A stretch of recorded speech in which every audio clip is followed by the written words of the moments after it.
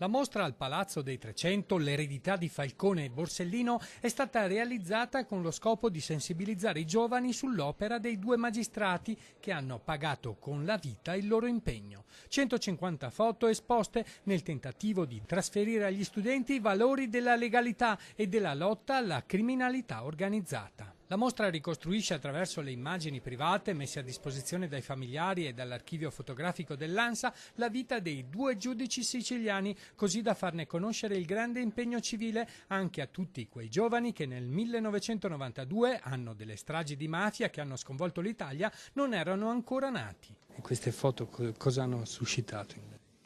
Un po' di preoccupazione, di timore, ma anche di voglia di scoprirne, di saperne di più.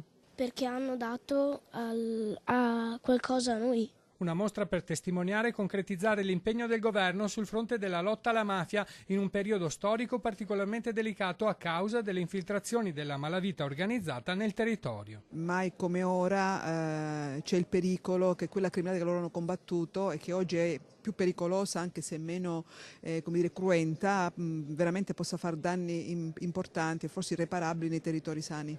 Abbiamo portato la mostra a Treviso, ha detto il sindaco Mario Conte, perché l'eredità di questi giudici potrà così passare al pubblico e soprattutto ai giovani. Mi ha fatto piacere che tra il pubblico ci fossero i dirigenti scolastici, perché poi saranno proprio i ragazzi protagonisti di un cambio culturale necessario proprio per prevenire i problemi legati alla mafia.